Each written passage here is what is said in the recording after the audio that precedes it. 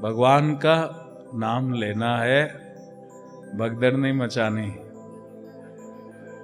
जिंदगी भर भगदड़ मचाते आए हो, कुछ नहीं मिला। यही तो पहली सीख दी है कि अगर उसको पाना है तो पहले शांत हो जाना। बाहर की भगदड़ से हटके भीतर की यात्रा प्रारंभ करना, फिर कनेक्शन होगा। जितने शांत होगे उतने ही उस अनंत के साथ तुम्हारा कनेक्शन होगा, और जितने विचलित होगे उतना कनेक्शन टूट जाएगा। समझ आए कि नहीं आए?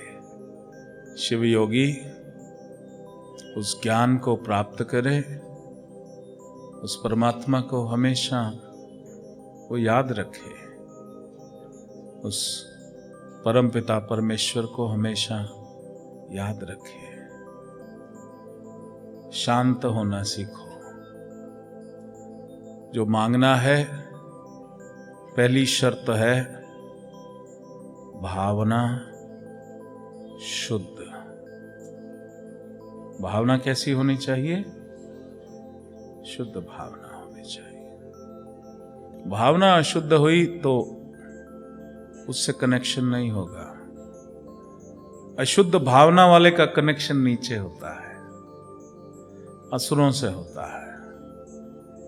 शुद्ध भावना वाले का कनेक्शन ऊपर होता है, उस परमात्मा से होता है, परम शिव से होता है। जो बाबा सिखा रहे हैं उसके साथ साथ जीवन की कथनियां और जीवन के सिद्धांत को भी सिखा रहे हैं। जीवन में अनुशासन को लेकर के आना,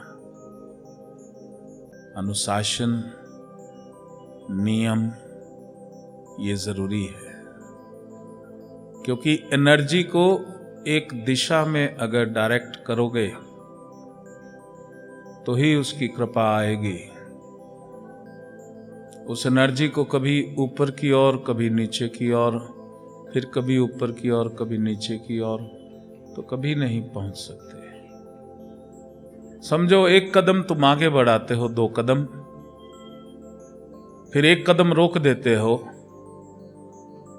फिर 2 कदम तुम पीछे चल लेते हो, फिर 2 कदम आगे बढ़ते हो, फिर 2 कदम तुम पीछे चल देते हो, फिर तुम रुक जाते हो, फिर 2.5 कदम आगे चलते हो, फिर 3 कदम तुम पीछे चल देते हो, फिर बहुत मेहनत करते हो, 3 कदम आगे चलते हो, पसीने छूट जाते हैं, फिर 3 कदम पीछे चलते हो। तुम कहां पहुंचे? हाँ, शायद 1 आधा कदम पीछे ही खिसक गए होगे। शिव को अगर पाना है तो सबसे पहले भावना कैसी होगी? शुद्ध। सत्य जैसा पुण्य नहीं, झूठ जैसा पाप नहीं।